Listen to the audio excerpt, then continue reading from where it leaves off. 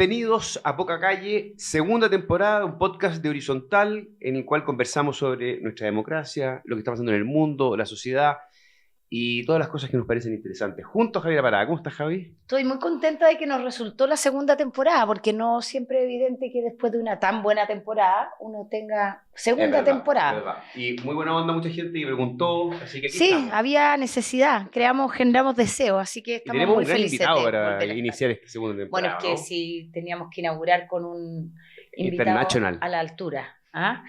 Que es economista, Yes. fue ministro de Hacienda, fue candidato presidencial, ha armado partidos políticos, fue parte de ese movimiento de masa llamado Una que nos una, Claro, que es muy importante para el plebiscito del 4 de septiembre, y es el actual decano de la Escuela de Políticas Públicas del London School of Economics. Andrés Velasco, bienvenido a Poca Calle. Muchas gracias. ¿Cómo está ahí? Bien, pues feliz de estar en Chile, feliz de estar en el veranito. Eso, ¿no? Oye, hay una pregunta. ¿Esto de Poca Calle se refiere, es una alusión a los invitados, a los dueños de casa, a todos? No, es una, entre comillas, una ironía, nos reímos un poco de nosotros mismos, para ser justo, porque para hablar de la democracia, muchos dicen que el problema de fondo es la conexión, o la desconexión. Claro. Y nosotros nos hacemos cargo un poco de eso, y en parte del programa vamos a la calle y buscamos que esta conversa se conecte con algo y cómo piensan las personas. Y es un chiste a nosotros mismos Sí, también. una pequeña ironía. Si uno no se ríe de uno mismo, Sí, pues. corre el riesgo que otros se rían de uno. Eso, así es. Oye, Andrés, viene llegando de Londres Así es. y bueno, tú estás harto viajando por el mundo, mirando el mundo, te toca ir a distintos lugares. ¿Cómo estás viendo el mundo antes de que hablemos de Bien nuestro jodido país? está el mundo. O sea, para poner un cierto contexto, yo vivo en Europa. Bueno, no sé si Gran Bretaña sigue siendo Europa, pero pongámosla en Europa. Culturalmente. En el continente europeo está ocurriendo la primera guerra desde 1945. O sea, desde que cayó el maléfico imperio nazi, que no habíamos tenido un dictador que se levanta un día y dice, movilicemos los tanques chiquillos y tomémonos el país del lado. Eso es un cambio sideral. Segundo, todo el mundo lo sabe, pero igual hay que decirlo, la guerra en el Medio Oriente dejó de ser un conflicto centrado en la Franja de Gaza, se extendió al Líbano, acaba de colapsar la dictadura terrible de la dinastía Assad en Siria, Irán tambalea y quién sabe para dónde va la cosa.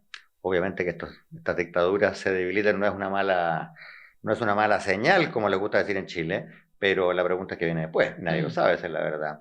Y tercero, las tensiones entre China y Estados Unidos están cada día peores y se van a volver aún peores cuando llegue Trump al poder. Y la posibilidad de algún conflicto, no digo armado, pero conflicto de algún tipo entre Estados Unidos y China se ve cada día más cercana. Así que raya para la suma está bastante encarajinado el mundo. Oye, y en particular Trump, ¿cómo lo ves tú? Las primeras decisiones que ha tomado su gabinete. Es difícil saber si lo que está haciendo es un acto de genialidad política o una serie de bravuconadas que después va a tener que retirar. ¿Por qué digo esto? Porque ha dicho cosas, primero, ha nombrado una serie de personajes de los cuales ya ha tenido que retirar a dos, ¿no es cierto? Y probablemente se le caigan otros. Cuesta imaginar una sarta de personajes peores calificados para ser el ministro de Defensa o Salud. o el director de la CIA. O sea, gente que realmente tiene pocos dedos para el piano. Segundo, he amenazado a todo el mundo con aranceles y sanciones. Claro, y algunos los podrá llevar a cabo, pero uno no sabe cuánto. Uno no sabe cuánto esto es ruido, cuánto es amenaza, cuánto es para negociar. Pero yo vengo a estar esta mañana en un evento en que hay una delegación mexicana. Yo converso mucho con gente de México, sector privado, del gobierno, etcétera. Para ellos esto puede ser el fin del mundo. O sea, a diferencia de Chile o a diferencia de Brasil, Estados Unidos es lejos el principal socio comercial de México y México a su vez es el principal socio comercial de Estados Unidos. Entonces, si tú le dices a los mexicanos, chiquillos, desde ahora en adelante hay un impuesto del 20% para todo lo que ustedes nos venden, te quiero decir que los autos hechos en Detroit van a costar 10% más al menos, porque la mitad de las partes y piezas vienen de México, y así sucesivamente. Y lo último es que me pongo el sombrero de macroeconomista por un momento. Hay un déficit fiscal gigantesco en Estados Unidos.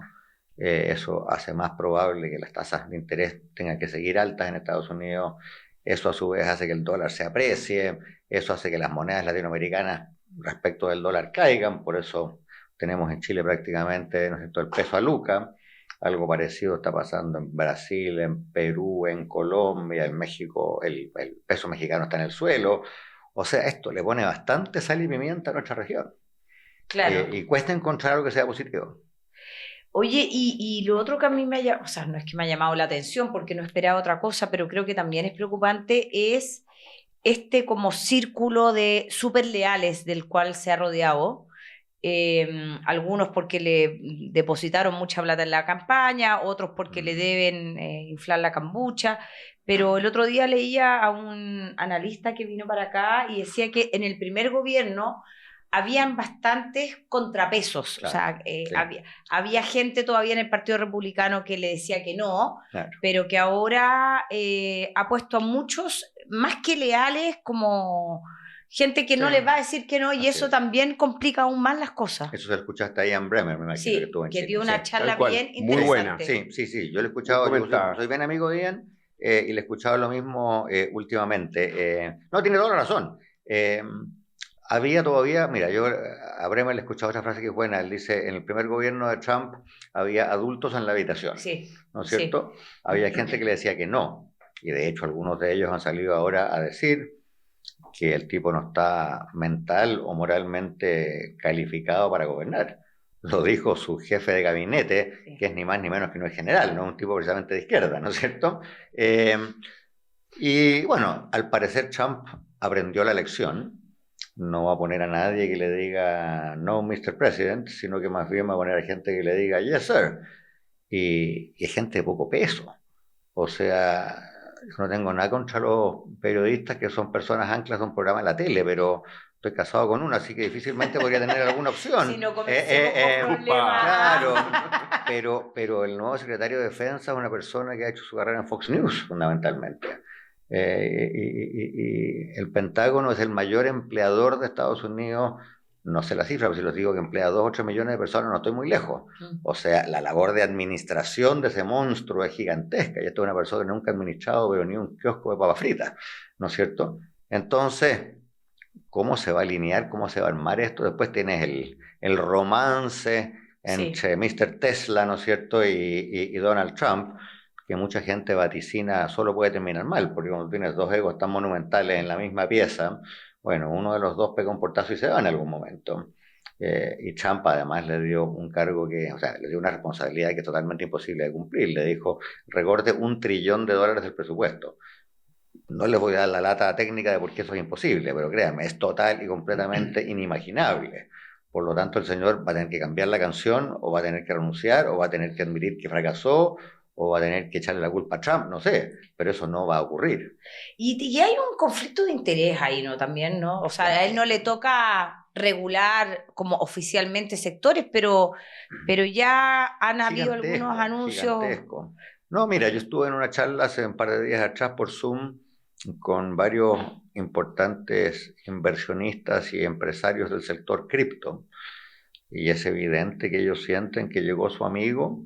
Y le escuché decir a uno, literalmente, esto lo dijo frente a un público menos grande, así que no estoy aquí violando ningún secreto, dijo, "This is a dream come true", en castellano, este es el sueño que siempre esperamos y que ahora se vuelve realidad. Porque esperan que cualquier cortapisa, cualquier regulación y cualquier freno se acabe y el sector sea una gran fiesta, que ya lo está haciendo en anticipación estos cambios, ¿no es cierto? Y es evidente que tú no puedes estar regulando el sector de los criptos cuando eres inversionista en el sector de los criptos. O sea, es algo que sencillamente no tiene ni pies ni cabeza, y eso es exactamente lo que está ocurriendo. Capitalismo de amigotes. Exactamente. Oye, de amigotes además con cuentas bancarias abultadas en este caso. Oye, a propósito de Bremer, hubo una reflexión que hizo Ian Bremer en Chile que resonó y me revivió en conversas posteriores, que fue esta idea de que aquellos que creemos en la democracia liberal, lo que teníamos por los próximos años era resistir, ¿eh? En vez de ir adelante, atacar, la tarea era más bien contener, era más bien en todo el mundo, digamos, cada uno en sus propios países, pero era resistir en las instituciones y en las... Sí. Porque hoy día, la verdad, que la era Trump es muy poderosa culturalmente y más bien eso nos obliga a jugar en esa posición, digamos, que, Bueno, que es una cosa bien fuerte. y esa reflexión viene de una reflexión que hace él bastante gramsciana, en el cual decía, no tenemos todavía las instituciones para este mundo nuevo que apareció en el siglo XXI con esta nueva economía, estas nuevas comunicaciones. Tecnología. No tenemos esas nuevas instituciones. Por lo tanto, claro, la opción es destruir las que tenemos mientras hacemos las otras, pero él decía, eso es una pésima opción. Entonces a los liberales demócratas nos va a tocar, decía él, aguantar los muebles hasta que ese otro orden institucional mundial, cualquiera que sea, exista y tenga rodaje, pero mientras tanto no podemos destruir lo que tenemos.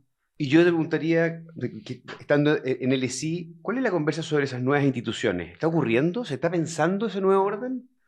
A ver, yo antes de hablar de instituciones hablaría de ideas. Yo creo que Bremer tiene razón, pero no sé si tiene razón por las razones que ustedes acaban de esgrimir. A ver, es evidente, para poner los hechos fríos sobre la mesa, es evidente que Trump llega con un mandato popular importante. Es evidente que el gobierno liberal de Canadá va a perder las elecciones que vienen y va a tener un gobierno bastante más de derecha con un señor que no es un populista del estilo Trump, pero que en algo se asemeja. Es evidente que la coalición de Macron no va a ganar las próximas elecciones presidenciales y que Francia va a tener un gobierno de extrema izquierda o extrema derecha. Es evidente que la actual coalición moderada entre liberales y socialdemócratas no resiste las próximas elecciones en Alemania. Y probablemente va a haber algún tipo de majamama con la DC y algún otro partido. Y con la amenaza grande de que la extrema derecha en Alemania hoy día es el segundo partido. Raya va la suma. Los fríos hechos son que la arremetida populista, especialmente la arremetida populista de derecha, no es que ha llegado a su pico y empiece a decaer, todo lo contrario. Tiene bastante espacio para seguir creciendo. Y eso sin entrar a lo que está pasando en Rumania, lo que está pasando en Moldova y otros lugares que no son Estados Unidos o Francia, pero que igual suman. Georgia, Hungría, Polonia, en que hay un gobierno reformista y liberal, pero le está yendo mal, etcétera, etcétera, etcétera. Entonces, los hechos son que, o sea, Bremer tiene razón, aquí vamos a estar contra la pared. Yo antes de preguntarme qué va a pasar con las grandes instituciones internacionales, habría una pregunta más modesta, pero quizás más difícil, es ¿qué le vamos a ofrecer nosotros, liberales demócratas, a los votantes pasada esta oleada? Yo siento que ahí está el mayor déficit. Porque esta oleada no ha ocurrido sencillamente porque Trump fuera especialmente carismático, que lo es, porque eso habría pasado en un país y no en otros, pero es una oleada mundial, por lo tanto no es algo que pueda depender de un fulano. Creo yo he dejado bien evidente que hay carencias conceptuales, ideológicas, comunicacionales, políticas, pónganle ustedes el apellido que quieran, del funcionamiento de la democracia liberal. Hay mucha gente que se siente descontenta, desilusionada, tostada, inquieta, y que se pregunta si los valores liberales la representan, si las instituciones liberales funcionan para ellos y si los políticos liberales efectivamente los defienden. Entonces, ahí hay una tarea gigantesca. Yo creo que los liberales tenemos que repensar nuestro modelo de cómo funciona la política. Nosotros somos muy dados a pensar, voy a ganar la elección si tengo las mejores propuestas, si tengo el plan de 10 puntos para resolver o la pobreza o la falta de crecimiento o la desigualdad, la gente va a votar por mí. Creo que nunca fue así, pero hoy día más que nunca es evidente que la realidad no funciona ni remotamente de ese modo. Más emociones, más... O sea, siempre hubo emociones en la política, pero quizás nos echamos la culpa a Twitter o a X, como se llama ahora, o lo que sea, pero la tendencia emotiva de la política se ha magnificado, la desconfianza con las élites se ha magnificado, el componente tribal de la política se ha magnificado. O sea, no tienes que irte al Medio Oriente en que toda la política es tribal, pero ándate a la política de cualquier parte del mundo y tú vas a ver que hoy día... Mira Estados Unidos. Yo llegué a vivir a Estados Unidos cuando el general Pinochet estuvo bien a echar a mi familia de Chile en el año 76. Yo tenía 15 años. Y una de las cosas que recuerdo, yo era un cabro chico metiche, me interesaba la política, es que uno preguntaba, bueno, ¿y los republicanos y los demócratas en qué se diferencian? Porque eran bien parecidos, ¿no es cierto? Era un país que básicamente tenía un sistema con grandísimos grados de consenso y concordancia. Hoy día los demócratas y los republicanos no es que tengan ideas distintas, es que no se hablan, es que no se casan entre sí, es que no veranean en los mismos lugares, es que no comen los mismos alimentos. O sea, el grado de fragmentación y de odiosidad en ese país es, o sea, es un país distinto. Yo viví 18 años en Estados Unidos, entre años de estudio, fui, volví, etcétera. No lo reconozco, literalmente me parece que es un país cambiado. Entonces, el evento tribal de la política, el que tú eres de ese grupo, yo soy de otro grupo y sencillamente no tenemos nada en común, y si tú eres de ese grupo eres mi enemigo. Frente a eso, los liberales tenemos que rediseñar nuestros conceptos y nuestras estrategias. Por ejemplo, esto es una conversa que da para muy largo, pero lo ilustro una idea. Los liberales, erróneamente a mi juicio, hemos tendido a ser escépticos respecto de la nación-estado y el patriotismo. El patriotismo era para los patrioteros, ¿no es cierto? Eso es un error garrafal. ¿Por qué? Porque la nación-estado es la única unidad, el único paraguas en el que cabemos todos más allá de la raza o la religión o la cultura o las lucas. La nación-estado es un gran invento del siglo XVIII y XIX en que musulmanes y cristianos y judíos, izquierdistas y derechistas y liberales, pobres y ricos, pueden sentirse unidos porque todos gritan cuando el equipo de fútbol del país mete un gol, ¿no es cierto? Y por lo tanto, reinventar una especie de patriotismo liberal. ¿Por qué liberal? Porque el patriotismo no puede estar fincado en la idea de que tú eres de este país sí y solo sí, esta es tu religión, o este es tu apellido, o este es el color de tu piel. Un patriotismo liberal en que cabemos todos, independientemente de dónde venimos, porque lo que nos une es ser chileno, o ser canadiense, o ser australiano. Ahí hay un huesito que rodea ahí que me parece súper interesante. Yo recuerdo que tú hiciste una charla en la UDP hace un tiempo sobre esta reflexión, democracia, liberalismo, desafíos, y comentaste que estabas escribiendo un libro con Daniel Brieva. ¿Cómo va esa empresa? Que era, recuerdo, importante y ambiciosa, porque es una jugada. Mira, me atrevería a decir que hemos escrito 60% del libro, y de hecho estamos terminando de pulir el capítulo sobre patriotismo liberal, por eso lo tengo muy metido en la cabeza.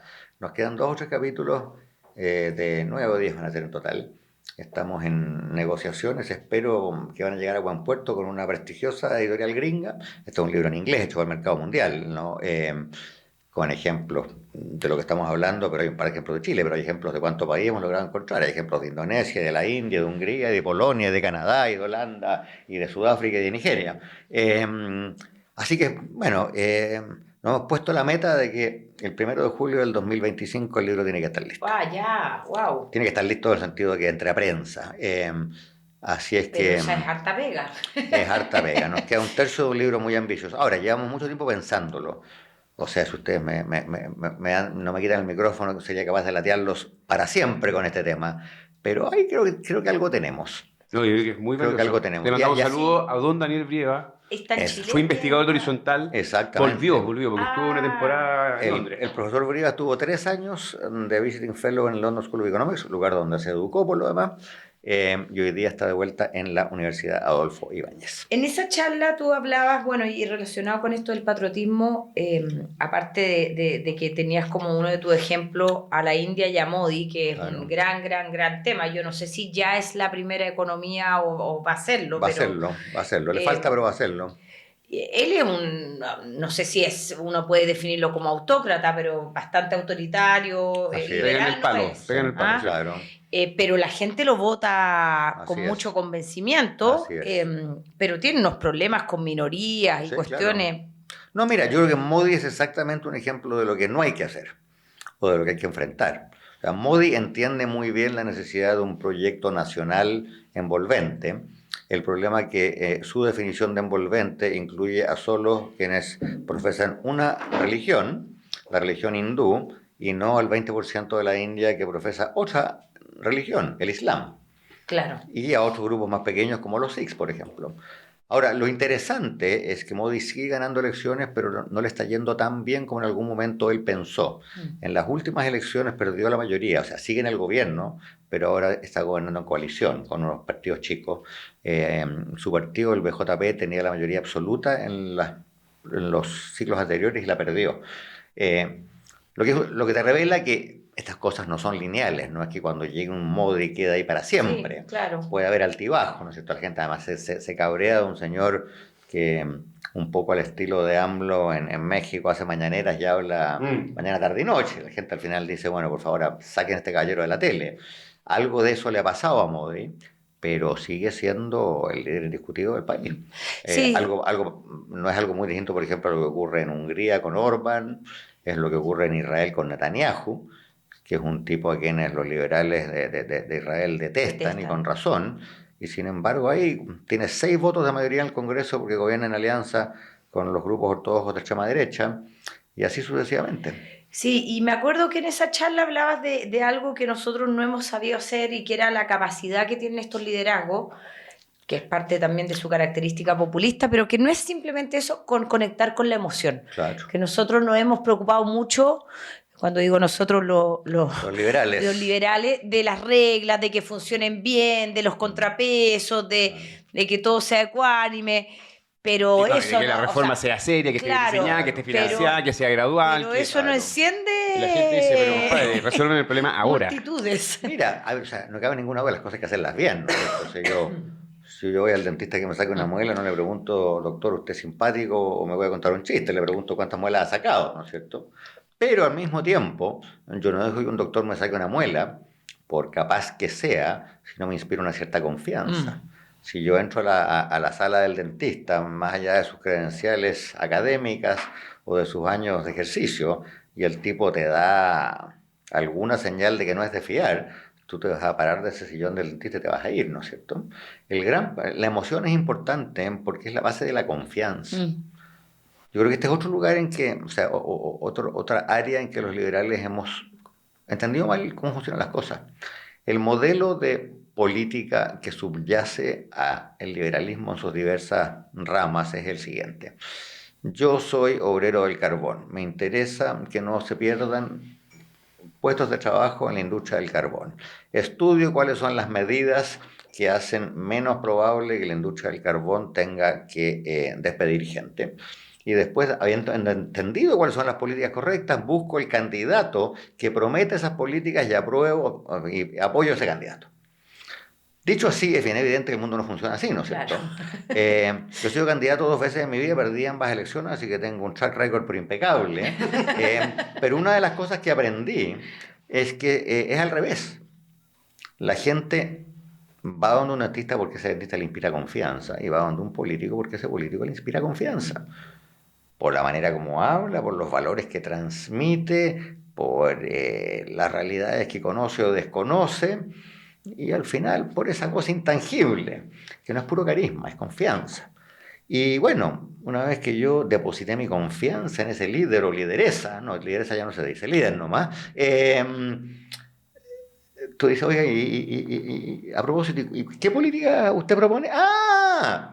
Si usted, la apoyo. Claro, si usted es una persona de confianza y que ha tenido más tiempo y oportunidades que yo para estudiar estas cosas, y usted me dice que hay que bajar la inflación, subir la inflación, subir los aranceles, bajar los aranceles, tiene que tener razón, pues si usted es una persona de confianza, y usted es más estudioso que yo, así que tiene la posibilidad de opinar con conocimiento de causa.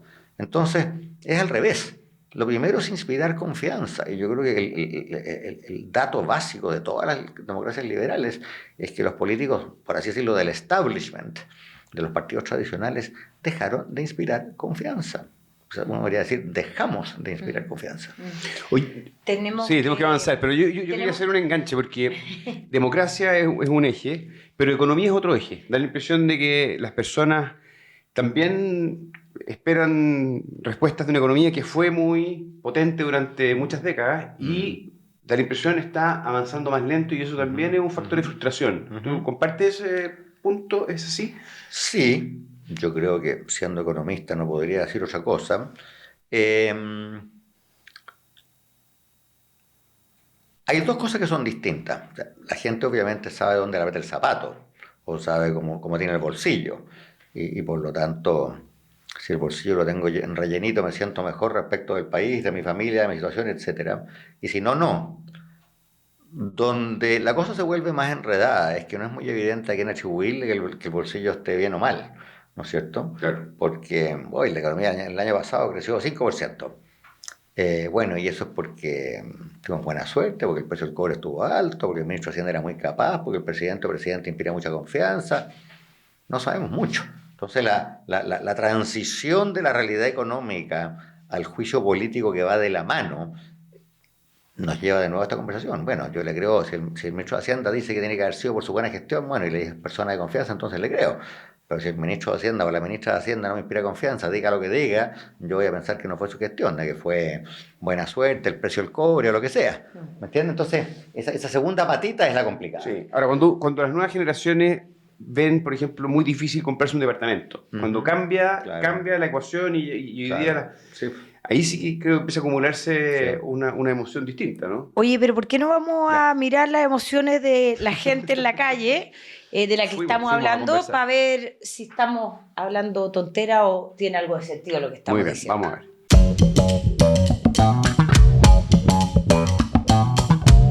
¿El crecimiento económico es importante para un país? Creo que sí. ¿Sí? Sí, es importante para todos. Por supuesto que sí, po.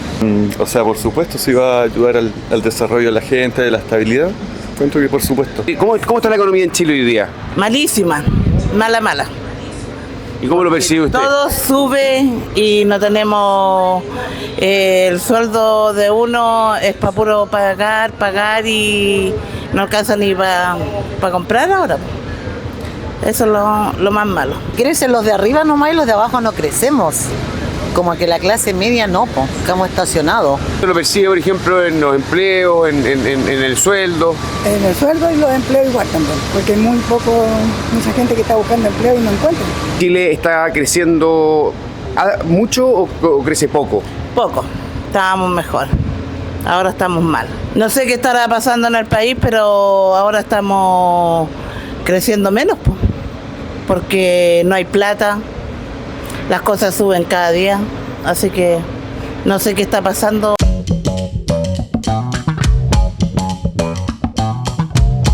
No sé qué está pasando. ¿Qué te parece el habla popular? ¿Qué es lo que dice la gente? A ver, yo creo que esas afirmaciones reflejan un cierto malestar, porque claro, Chile ha crecido menos, hay menos plata, eso no... ahora hay que tener cuidado cómo la interpreta uno. Yo creo que la gente entiende perfectamente qué significa que hay plata y que no hay plata, o que hay sueldos que suben o que no suben. El crecimiento es una abstracción. No sé si es una buena medida de satisfacción o la insatisfacción con el estado de las cosas, porque cuánto subió esta medida abstracta que llamamos el Producto Interno Bruto, que se computa usando no sé qué, es algo bastante para expertos, ¿no? Sí. Pero la gente todos sabemos cuando tenemos el bolsillo más holgado y el bolsillo más apretado, ¿no es cierto? Y es evidente que Chile tuvo un periodo de bolsillo muy holgado y hoy día vivimos un periodo de bolsillos bastante más apretados. Una reflexión académica que nos lleva de vuelta al tema de la emoción y el populismo. En Estados Unidos se ha estudiado mucho esto, no conozco datos equivalentes para Chile, pero es increíble cómo la percepción de éxito o fracaso económico depende de las preferencias políticas de las personas. Les doy un ejemplo. La última elección presidencial gringa se disputó en condiciones que si hubiera bajado un marciano de su platilla volador y hubiera visto, habría dicho, este país está súper bien. El desempleo era 4%, la inflación era 2%, Estados Unidos es el país que más crecía del G7 de todos los países grandes, y tú mirabas las encuestas, la gente decía, no, estamos pésimos. Lo que ya es medio sorprendente. Está bien, tú podrías decir, había existido inflación un año antes, es cierto, pero tú podrías interpretar eso como un éxito. Era alta y la bajaron, pucha, claro. Bueno. Pero lo más increíble, ya a esto voy, es que si tú dividías la muestra entre votantes de Harris y votantes de Trump, o incluso antes de hablar de candidatos, si dividías la muestra en republicanos y demócratas, las percepciones eran radicalmente distintas. El 70 o 80% de los demócratas decían estamos súper bien, y el 70 o 80% de los republicanos decían nunca hemos estado peor, y le decían, oiga, pero si la tasa de desempleo es 4%, la inflación es 2%, ¿de qué está hablando? Y los republicanos decían, no, eso es un invento de las élites demócratas, yo no les creo. Entonces, nos lleva esto de nuevo a la conversación sobre subjetividad, sobre tribalismo, incluso Cámaras esas de eco. percepciones, claro, esas percepciones están súper marcadas por quién soy, quién gobierna. Si gobiernan los míos, yo los encuentro más o menos buenos, pase lo que pase. Si gobiernan los otros, los encuentro más o menos malos, pase lo que pase, y así sucesivamente. Y converso entre pares. Claro, por entre- supuesto. son círculos. Bueno, y todos hemos visto esos artículos sobre cómo el consumo de medios cambió radicalmente, porque antes todos escuchábamos, ¿no es cierto?, TVN o el 13, y todo el mundo escuchaba 4 radios y todo el mundo leía 3 diarios. Claro. Hoy día eso se acabó, ¿no es cierto? Yo me informo por Instagram o por Twitter o como por X ahora y solamente sigo personas que piensan como yo, etcétera, etcétera. Y por lo tanto, las famosas cajas de resonancia y los hilos y todos esos ficharracos hoy día hacen que mis percepciones solo se fortalezcan, solo se confirman los egos que ya tengo. Sí, pero concordemos que más allá de eso en Chile llevamos unos años, hay una discusión de cuándo empezó esto. Sí. Algunos creen que hace 10 años y que es producto solamente de las reformas de la presidenta Bachelet en su segundo gobierno. Hay otros que dicen, como nuestro amigo Oscar Landerrechi, que esto viene de antes y que tiene que ver también con una matriz o una estrategia de desarrollo que se fue agotando y no fuimos haciendo los cambios que teníamos que hacer en el momento que había que hacerlo, y que claro, el resultado es que llevamos creciendo poco para, según yo, que no soy economista, las aspiraciones que tiene la gente que como sociedad deberíamos darnos, y a través de ciertos servicios sociales y otras cuestiones que tienen que ver con lo privado, ¿no? Aquí en Horizontales hemos decidido comenzar a trabajar sobre un pacto de desarrollo, que es otra manera quizás de hablar de esto de la estrategia de desarrollo de lo que ha hablado Oscar. Pero tú, te quiero preguntar, ¿tú crees que con eso es posible volver a crecer, no digo al 7%, pero de una manera en que podamos honrar parte de lo que la gente quiere? Porque la gente quiere mejor salud, mejores pensiones, y eso se paga de algún lado. Eso vale plata. A ver, primero el diagnóstico. Landerrecha tiene toda la razón. Es un error garrafal entrar en la discusión chica de si esto es culpa de Piñera, de Bachelet o de Boric, o si es Piñera 1, Piñera 2, Bachelet 1, Bachelet 2, Boric 1, no sé si habrá un Boric 2, en fin. Entonces, esa discusión chica vale callampa. Es una pérdida de tiempo. El dato básico que yo siempre cito es el siguiente. Hace 15 años, esos expertos que todos los años el Banco Central y el Ministerio de Hacienda invitan y le dicen: hagan una estimación de cuánto va a crecer Chile en promedio en la década que viene. Son 15, se saca la estimación más alta por excesivamente optimista, la más baja por excesivamente pesimista, se promedian las 13 que quedan y se escupe un número. Ese número hace 15 años era 5%, más o menos. Había años que era 4,7, otros años que era 5,1, pero andaba entre el 4,5 y el 5. Ese número hoy, dependiendo si es la del Banco Central o la de Hacienda, bla, bla, bla, anda entre el 2 y el 2,5. O sea, en raya para la suma, en 15 años perdimos la mitad de nuestra capacidad de crecer.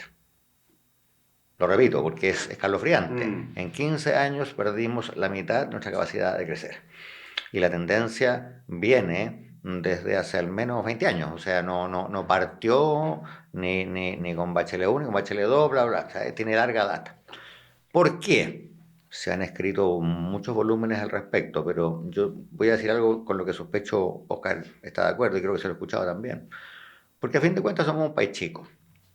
No alcanzamos a hacer el 0,2% de la economía mundial. Lo repito, el 0,2%, o sea, la quinta parte de 1%. ¿Ya? La quinta parte de 1%. Y eso es un generoso. Y por lo tanto, nuestro único negocio como país es venderle al mundo cosas que el mundo quiera comprar. Y Chile ha sido muy exitoso en vender ciertas cosas. Somos buenos para vender cobre, para vender fruta, para vender celulosa, para vender vino. El único problema es que hace 50 años que vendemos las mismas cosas. Y por lo tanto, somos bastante eficientes en lo que hacemos. O sea, Chile como un productor de frutas es súper moderno y alta productividad, etcétera. Pero es difícil volverse mucho más productivo en una actividad que tú llevas 50 años haciendo, porque ya lo haces bastante bien, ya está en lo que los economistas me gusta llamar la frontera mundial de eficiencia. O sea, la gente que planta peras en la zona de Curicó para el mercado belga, me atrevería a decir que no hay mejores productores de peras en el mundo de ese tipo de peras que es la que comen los belgas. Y podrán podar un poquito mejor el árbol, ¿no es cierto? Y podrán espaciar los árboles para que les llegue un poquito de sol y la productividad del árbol podrá subir 1%. Pero es difícil tener grandes ganancias de productividad porque ya las tuviste, ¿no es cierto? O sea, en los últimos 25 años el sector peras, y digo peras, podría decir guinda. Sí, claro. Estoy diciendo peras porque recuerdo una visita cuando yo fui ¿Te gustan candidato. las peras? No, yo fui candidato por la región del Maule y recuerdo haber ido a ver un bello campo de peras en que le vendían a Bélgica, así que no estoy inventando. Y los belgas comen tal tipo de peras, les gustan esas peras y no otras peras, las buenas peras. Y bueno, entonces, ¿qué hacen los países? Cuando se vuelven especialmente productivos en las peras, ya tienen un cierto know-how del sector frutero, se pasan a los camotes, y de los camotes pasan a la guinda, de la guinda, bueno, y ahí llegó un momento que sacaron la fruta y bueno, entonces pasemos a otras cosas que son relacionadas. Claro. ¿Qué destrezas tengo yo que me sirven para otras actividades? Y de hecho hay gente, como el famoso profesor de Harvard, Hausman, que hace unos mapas en que dice, mire, y su metáfora es la metáfora de las lianas y los monos. Dice, el mundo es como un bosque, las actividades productivas son árboles, y los países son como monos que se cuelgan de una liana y saltan a otro árbol. Y el otro árbol es una nueva exportación. Pero para poder hacer eso, tú tienes que estar en una zona en que hay otros árboles. Claro. Porque si tú tienes un piño de arbolitos aquí y el resto del descampado no tienes para dónde saltar. Y por lo tanto la pregunta para Chile ha sido, bueno, somos muy buenos en 3 o 4 sectores. ¿Cuáles son los próximos sectores? ¿Qué políticas públicas, qué destrezas, qué tipos de educación necesitamos? Y esa es una pregunta que la gente en Chile no se hace. El empresariado chileno yo creo que ha sido bastante exitoso en aquellas cosas que ha hecho, pero no se ha hecho la pregunta de, ¿y ahora qué viene? ¿Qué otros productos vamos a hacer? El exceso de regulaciones públicas no ayuda, la demora en aprobar proyectos no ayuda, el estado de la educación chilena tampoco ayuda. Y por lo tanto, no quiero decir dando la lata, pero los economistas sabemos que con el paso del tiempo los países crecen menos. O sea, Europa en un buen año crece 2%, ¿no es cierto? Claro. ¿Por qué? Porque son ricos y los ricos crecen menos. El problema es que esa transición que en Chile se debió haber tardado 40 años, la hicimos en 10. ¿No es cierto? Bajamos de 5 a 2. Sin haber aumentado nuestro... O sea, deberíamos haber estado una década en 5, una década en 4, una década en 3 y haber llegado a los 2 al cabo de 50 años. Pero en 10 años bajamos de 5 a 2 y nos chantamos en 2. Y para salir de ahí, hay algunos que dicen, mira, si reformamos el sistema político, apostamos por nuestros recursos naturales que son fundamentales para la transición energética, nos hacemos cargo de la burocracia permisológica y simplificamos la regulación, damos un orden tributario competitivo, podemos tener un crecimiento importante y jugar un rol en el mundo. ¿Tú cómo ves esa ecuación? ¿La ves posible o es un poquitito...? Sí, yo la veo posible. A ver, primero yo creo que nos hace falta un poquito de hambre. Las cosas hay que tener hambre. ¿Por qué los países asiáticos crecieron tanto por tanto tiempo? Porque se sentían amenazados. ¿No es cierto? Venían saliendo de tremendos conflictos, tenían la China amenazante, habían vivido la Segunda Guerra Mundial en carne propia y por lo tanto decían que eso no nos vaya a pasar de nuevo. Hay que crecer, hay que volverse más próspero, etc. Tenían amenazas por todos lados. Nosotros no tenemos muchas amenazas. O sea, vimos la región latinoamericana, tiene todos los problemas que sabemos, pero es una región que vive en paz. Y si los rusos se ponen a disparar misiles nucleares, este es el último lugar del mundo al que van a llegar. O sea, lo primero, nos hace falta esa ají en el culo, por así decirlo. Una metáfora no muy elegante, pero se entiende, ¿no es cierto? Segundo, yo creo que esto no requiere un PhD en física cuántica. Si las políticas necesarias son, no quiero decir evidentes porque eso va a sonar pedante, pero no son tan difíciles de identificar. Nuestro gran problema es político y eso nosotros lo hemos conversado más de alguna vez. Miremos el debate de pensiones que está ocurriendo. La verdad es que las diferencias técnicas entre la gente que ha pensado el asunto desde la izquierda y la derecha, se han ido estrechando, no son tan gigantescas. Nadie en Chile, excepto quizás algunos técnicos del PC, están proponiendo un sistema de reparto al estilo de los 60. Eso es claramente inviable. Y creo que los que dicen que todas las virtudes del mundo están concentradas en la AFP y que si tú tocas una coma el mundo se viene abajo, eso también es una estupidez que creo que nadie, o sea, no quiero decir nadie, pero los adherentes de esa postura también van en franca retirada, creo. Porque hay un espacio para negociar. El problema es que esas negociaciones suelen no llegar a buen puerto porque entramos en la política tribal, entramos en el cálculo electoral chico, entramos en la calculadora. Hicimos una reforma educacional que tuvo algunos elementos buenos, pero tuvo muchos elementos malos. La conversación sobre los famosos permisos. Veremos si algo sale en este gobierno, lleva un montón de años y no ha pasado nada, ¿no es cierto? Cosas que más o menos se caen de maduras. Por ejemplo, Chile tuvo 20 años que construimos mucha infraestructura. El tranco de esa construcción de infraestructura se ha letargado muchísimo, eso es más o menos obvio. Segundo, nuestra capacidad para generar graduados en lo que ahora pomposamente se llama STEM, la ciencia y la tecnología y las matemáticas, ¿no es cierto? Ahí estamos al debe. O sea, son cosas que no son tan difíciles, aquí no hay que reinventar la rueda, pero requieren cambios políticos que son dolorosos. Otro ejemplo, a estas alturas del partido todo el mundo sabe que el régimen de contratación al sector público es antediluviano, que hay que cambiarlo, que se presta para no solamente problemas de eficiencia, sino que potencialmente para grandes injusticias o problemas de corrupción o lo que sea. Tú anda a la misma encuesta que acabas de hacer y pregúntale a cualquier persona que haya pensado en el asunto, ¿cómo debería ser ese régimen alternativo? Todo el mundo está de acuerdo, más o menos. O sea, hay un informe que tiene sus años que hicieron, creo que desde Libertad y Desarrollo hasta los centros de pensamiento del PS y el PPD, y había un 90% de acuerdo. ¿Cuál es el problema? Que políticamente es muy espinudo. Claro, y nadie se atreve a hincarle el diente. Creo que es evidente que nuestro Código del Trabajo es ridículamente rígido, que hace muy difícil el trabajo con la parcial, los bancos de hora, la flexibilidad horaria. Mucha gente que está de acuerdo. Hay muchos técnicos del PS que están de acuerdo, muchos técnicos de la derecha que están de acuerdo. Han dado a cambiarlo, han dado a encontrar una mayoría. Entonces nuestro problema es fundamentalmente político. La lista de 10 cosas que hay que hacer, cualquiera la escribe, pero no hemos tenido la claridad mental, la capacidad de ponernos de acuerdo, la audacia, la generosidad, pónganle ustedes el apellido que quieran. Y liderazgo, ¿no? También, por supuesto. Es parte también. Bueno, no vamos a tener tiempo en esta avenida, pero claro, aquí hay que reformar el sistema político. Yo quería hablar contigo, estuve buscando, no puedo encontrar, nosotros escribimos una propuestita bastante más radical de lo que se está hablando ahora, no tanto más radical. Pero mismo objetivo, mismo diagnóstico. Sí, los mismos objetivos, instrumento un poquito más power. pero tenía un sistema electoral... Claro. Tenía al menos dos cosas claves que no están en esta. Tenía un sistema electoral distinto, más o menos parecido al que hay hoy día en Japón, en Nueva Zelanda y en Alemania. Y tenía algo clave, que sería fácil de concebir, no sé si fácil de legislar, que es prohibir los pactos. Porque parte de la fragmentación viene del subsidio que le dan partidos grandes a partidos chicos, a los que mantienen vivos artificialmente por vía de pactos. Y tenía lista cerrada, ¿o no? Tenía listas cerradas en una mitad del Congreso, exactamente. Sí. Se perdió en mi computador esa propuesta porque la he buscado mucho, porque creo que sería interesante retomarla.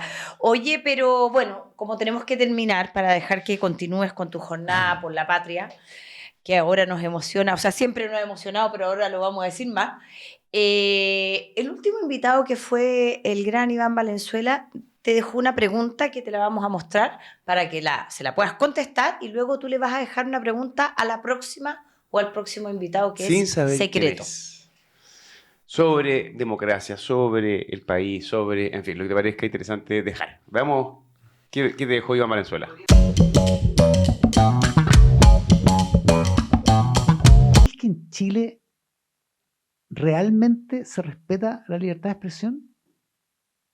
¿O cuando las voces son muy disonantes, muy disruptivas, nos da rabia y queremos que se callen?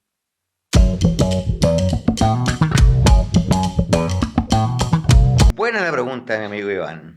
Ahora, yo creo que son dos preguntas en una. Hay libertad de expresión en Chile en un sentido estricto, es decir, hay quienes me puedan poner la pata encima si yo digo algo que a esa persona no le guste. Yo creo que no. Este es un país en que hay libertad de expresión. Y hay una libertad de expresión bastante más dinámica a la que hubo en el pasado, porque los monopolios de la prensa y todo lo demás han ido cayendo fruto de la tecnología.